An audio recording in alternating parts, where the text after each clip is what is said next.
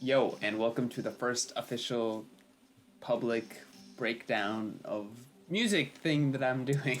I'm gonna be talking about my own song this week, Special Place in My Heart, which came out on, I think, October 29th. And if you don't know what it sounds like, it's a bit like this. I keep a special place in my heart.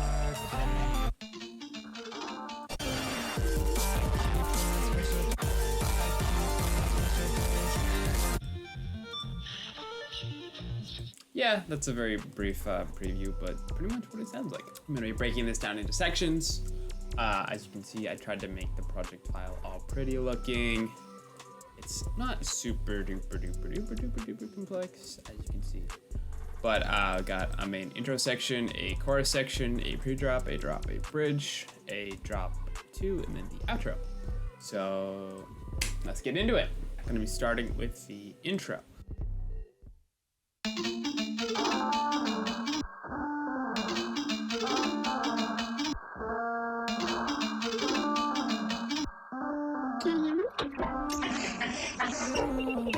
Okay, so the main things going on in this intro are, got the synth chop,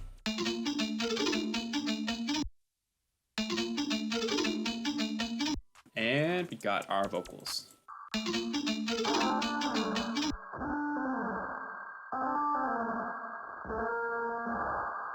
So I will be starting with the synth chop.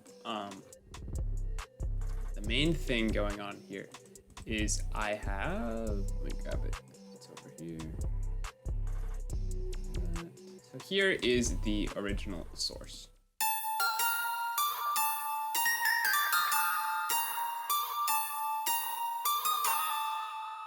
So what we've got going on here is this Dext preset. Here is with no effects.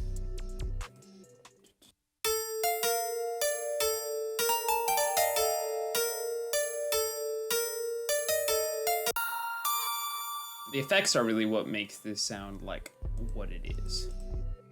So first I got a little altar boy pitching it up an octave and format shifting it.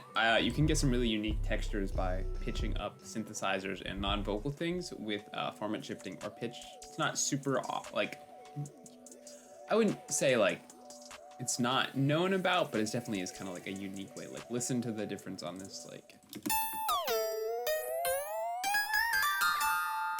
You know, just gives it a kind of weird, like, alien quality. Next, I am actually auto-tuning the synth to the key of the song.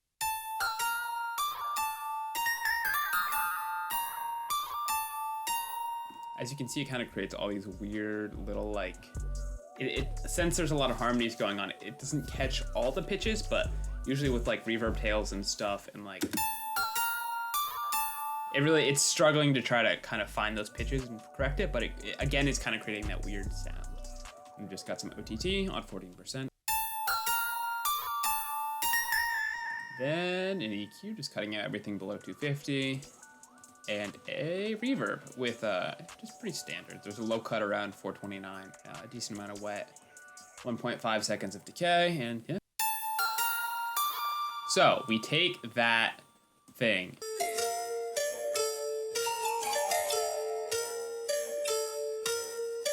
We got that, and then pretty much what I did was just randomly shorten it to about this much.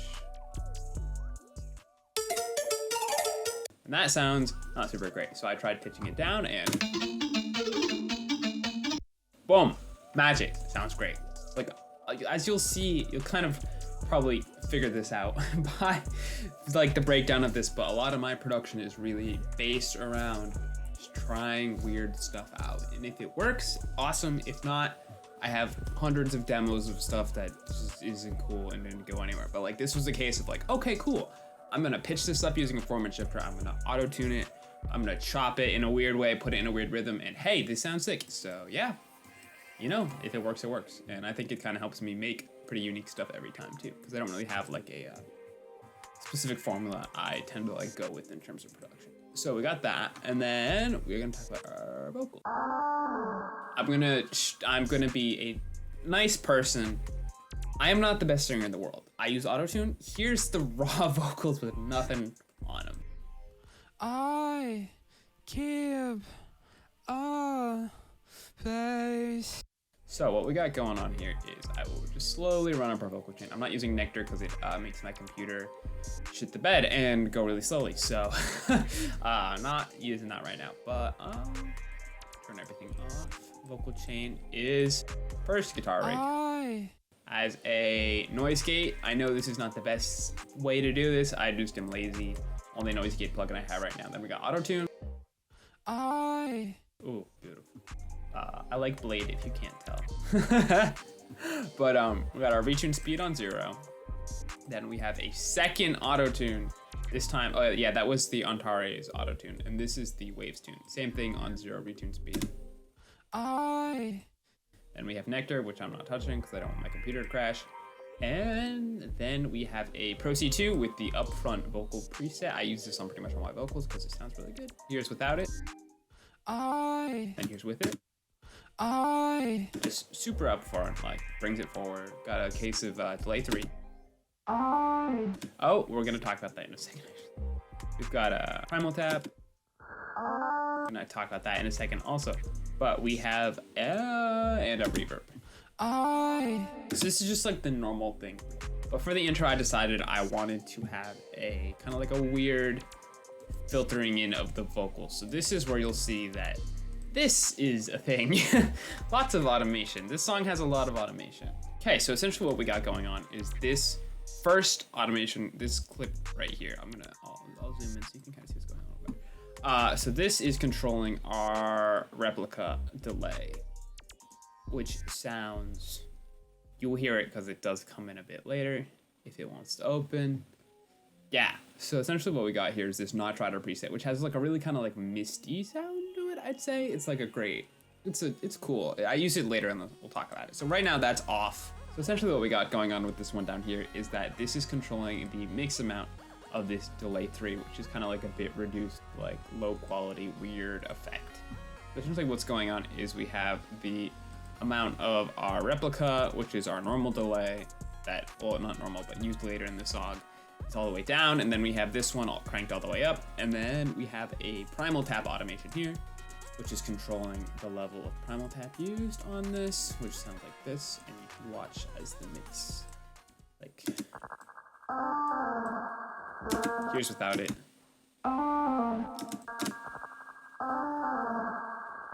And then watch as the mix goes down.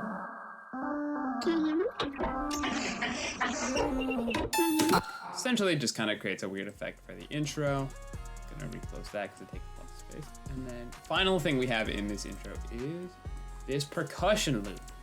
This percussion loop is something I'm very proud of. It may not seem like a lot,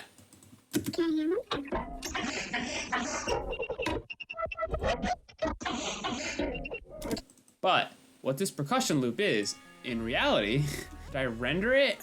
Or I might have rendered it. What we have with this percussion loop is, unfortunately, I actually don't have the original anymore, but this is actually, if I pitch it down. Can you hear me? That's actually my girlfriend that I recorded over FaceTime. She was like near this like fireplace, and I was like, hold up, that actually sounds kind of sick.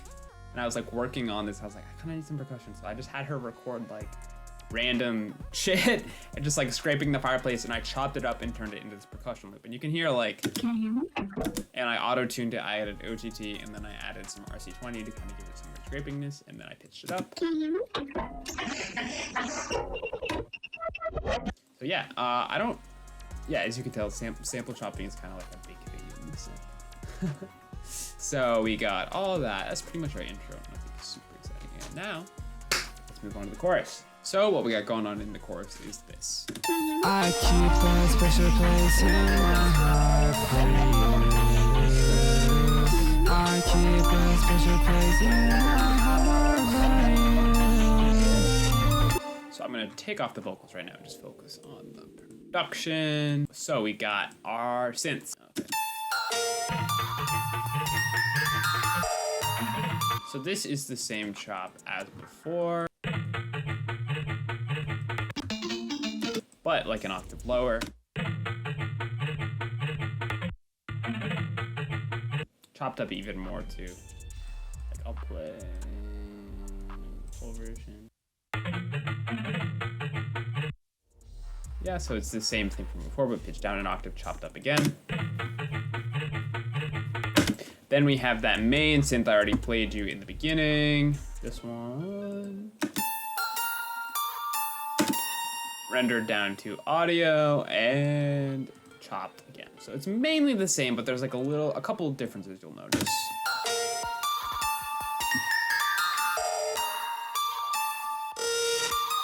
Main thing that is going on here is we have our, I'll show you like in contrast. This is just the normal one.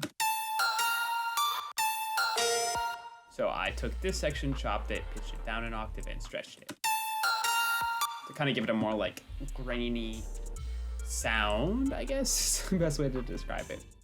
Lots of trial and error, like I said.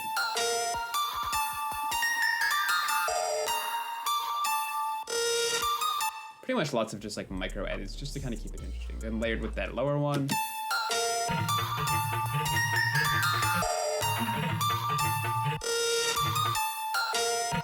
And then we just got a really basic sub going on. Just a sine wave with some distortion, nothing super interesting going on here. Sausage fattener. And an EQ, cutting out the high end, yeah. Basic sub. Okay, so that is most of the production, and then we are going to talk about vocals. Oh, and the percussion too from the intro.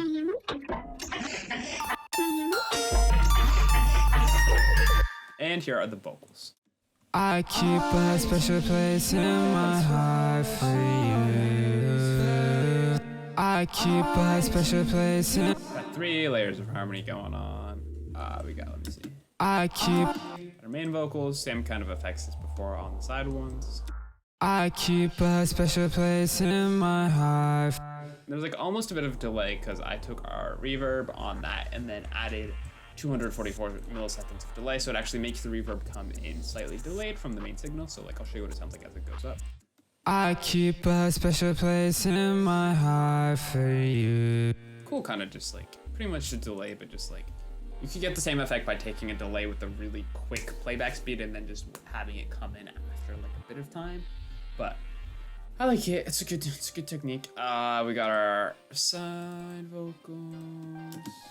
I keep a special. Same kind of thing, but I got micro shift on, making them thicker, kind of just like a chorus. And then we got these. I keep a special. Same ones from before that I played in the intro, but without the weird big delay and final tap. I keep a special place in my heart. And yeah, vocals are pretty standard. Now let's talk about this down riser. So we got a very basic noise fall. But what we got going on here is just a volume automation, just causing it to kind of go whoosh, whoosh, rhythmic. This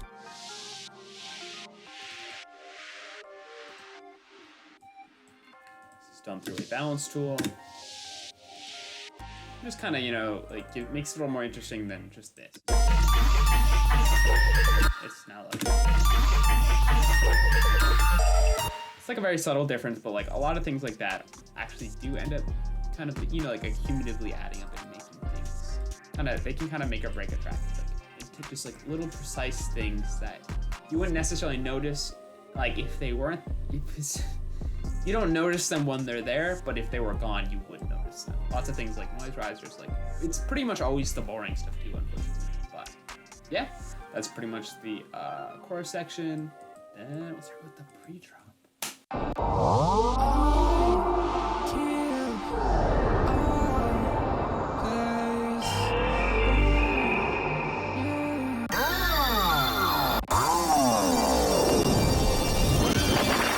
So this is pretty interesting because it's actually really one synth.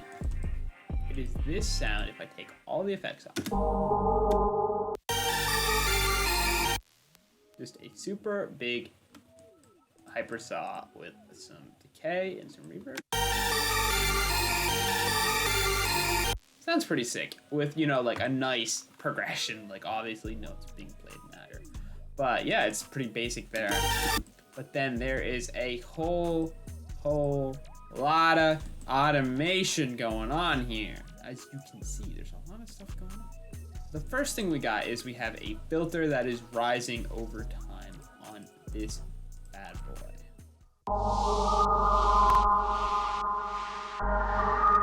Just a low pass filter kind of fading it in so it's not super bright. It builds, you know, the whole point of a pre-drop is it builds tension. So it's like starting small, not very much high frequencies, and then over time there's so this is controlling the cutoff of the phaser. It's not really the cutoff. It's just the X parameter, which isn't super noticeable. But the next big thing that's going on is we have a delay with the time knob being automated. So look at this while this is happening. Pushed up, down.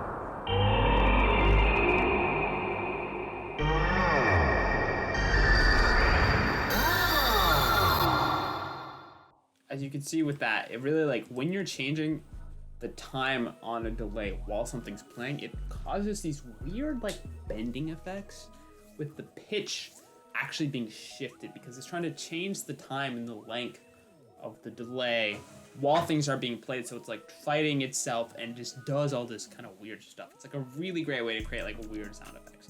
But it kind of bends the synth and warps it and gives it almost like a kind of tonal, like, vocal quality. And then that's that. And then we have a reverb also fading in and out.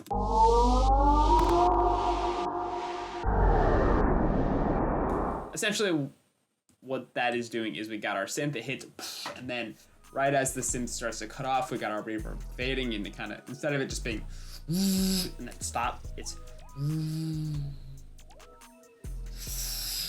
so like instead of it being such a static sound, it kind of bring that reverb in. But then I didn't want it there the whole time because I didn't want it to get in the way when the big stuff was happening. So it's like impact and release, impact, release, instead of just like impact, nothing. Impact, nothing. Kind of creates a nice little atmosphere. Then there's also vocals, pretty much nothing super new going on with that. Same as before here, not any weird effects really. And yeah, let's talk about the drop. So I'm gonna go from top to bottom. I'm gonna start with this.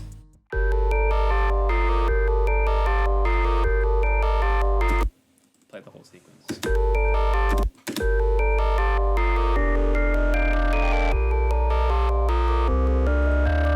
So essentially it is that just chopped into oblivion. And it's really, really basic sound design actually.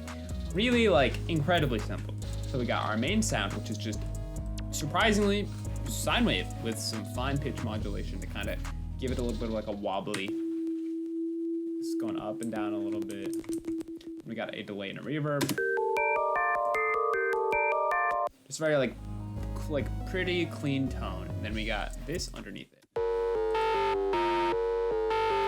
which is again another sine wave. Pretty much, I think it's the same patch copied over, but the main difference is we have a distortion on 100%. And essentially what is happening is like just by itself, not super bad, but when you have like harmonies going on, the distortion gets crazy. Like when there's more than one note being played at a time in this instance. So we got that, and there's some OTT on there on 9%, and a little bit of EQing going on, just cutting out some of the low end mud at 107, and got those two sounds. And then we got our sub from before. Then we can talk about drums. Oh yeah, drum and bass time. Nothing super interesting. I'll just go kind of one by one, I suppose. Delete this because it's not doing anything. But got just some layering, you know how it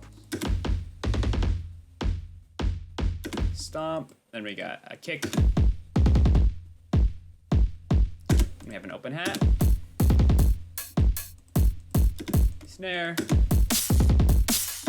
closed hi-hat. Then we got open hats. Oh, come on, computer, don't lag on me now. And then we have a crash, and then we have a ride and a crash. And all that is being sent to a drum bus with a Pro C2 on it, running the Groovy Glue preset, really good preset for drums. And we've got a radiator on 50% mixed with the drum puncher preset. So with those two things, we got this. And then we got our percussion loop from before.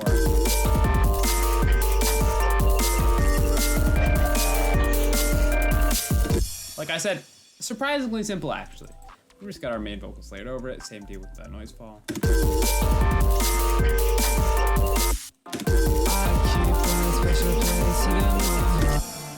A lot of the reason this track, in my opinion, sounds so big is because the mixing is super squashed and it's super distorted, super loud, and kind of in the compression and molding and distorted mess of all that, the bass gets brought up. Like everything gets kind of shoved together in a way that sounds really like, when in reality it's really only like probably 6 or 7 sounds at a time most of the time. You got just the drums, the bass, the synths, and then the vocals. But it kind of creates like a larger than life effect through the mixing. Also goes to show you don't really need a lot of elements sometimes to create like a big effect. Oh, risers. Now we can talk about risers. So what we got going on for this beautiful riser is, it is actually homemade. I'm going to talk about this next Sunday, I think. How to make your own risers. So we got no effects, nothing. White noise. Gross TV static coming from 3x oscillator. But for effects, we have a couple different things going on. So if I can close all this and keep this up. Yes. So we have some things going on.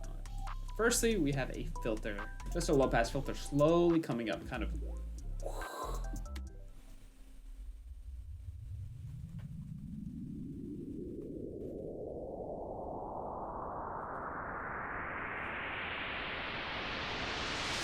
Building to that point of release. And already that's actually not too bad for just a riser, but I kind of wanted to add some stuff extra. So I got this Fruity Pan-O-Matic set to pan, and it is making the sound go back and forth really fast. But what it's doing also is taking the amount and the speed over time. And like, let me turn this off, and you'll hear.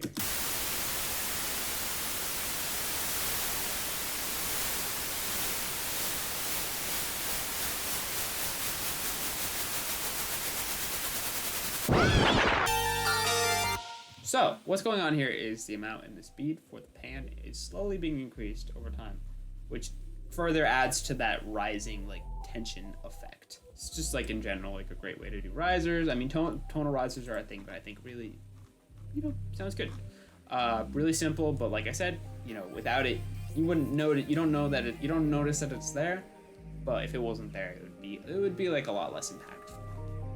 We also have this wonderful sound effect, which is chopped from right here.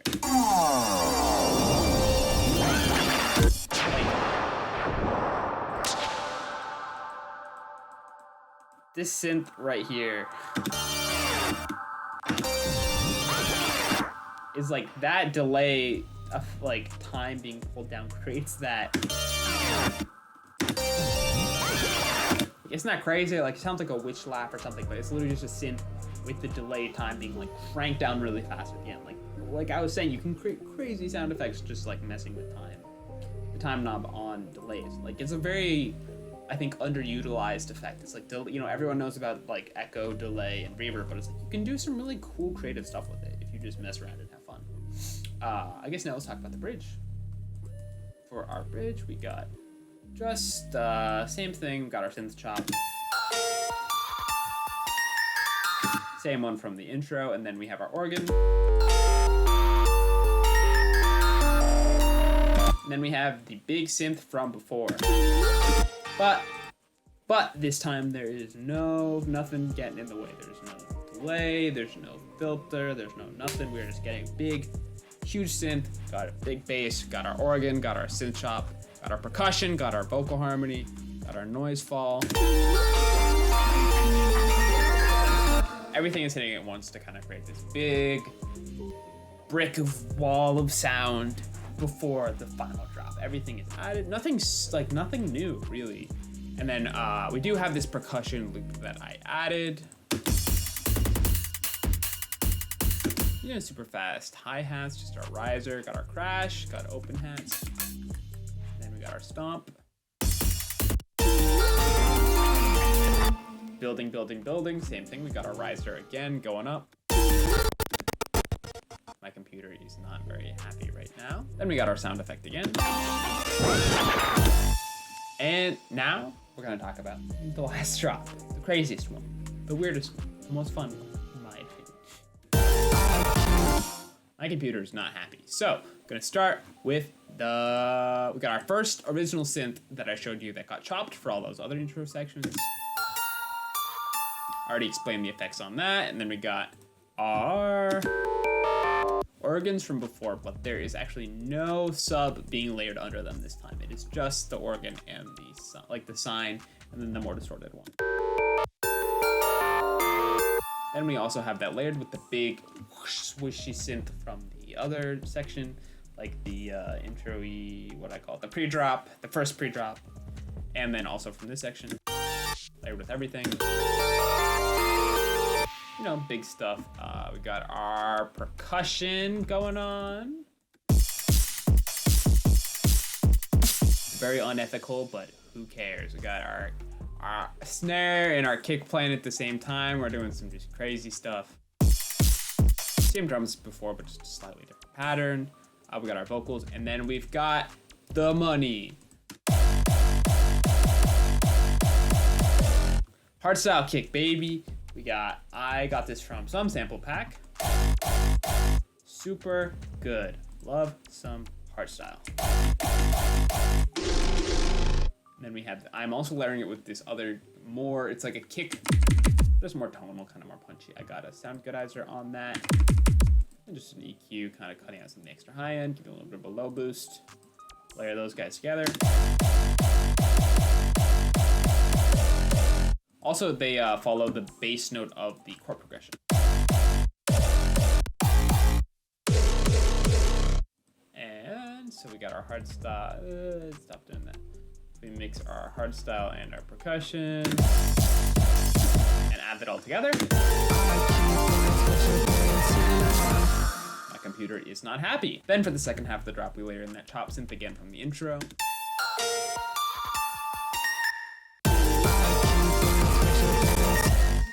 And boom, that's pretty much it. There's not a super lot going on. Oh, also the percussion loop from before. It's kind of a case of, you know, like everything is filling up a certain part of the spectrum. Just little effects, little tweaks, keeping things interesting. And then I'll talk about the outro, which is actually some people's favorite. Which, funnily enough, it's actually pretty much the easiest part also. But yeah, we got this.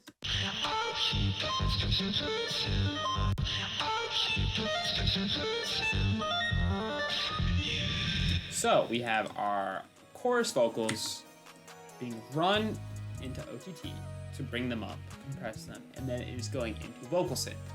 And what essentially vocal synth is a vocoder. So I'm sending MIDI information to play. It's like a vocoder that is taking MIDI information to play the pitches. So, and it's two kind of sounds in vocal synth layer. Got our biosynth, and then our compy vox.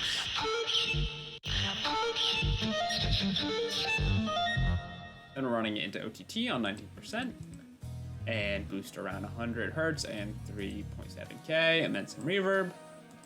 Yeah, that's pretty much it. It's actually, you know, it's like a really unique, specific sound that I kind of for a long time was trying to figure out how to do, but then yeah, vocal synth is kind of like the way to do it. And I think this is just the melody from chords, I'm pretty sure.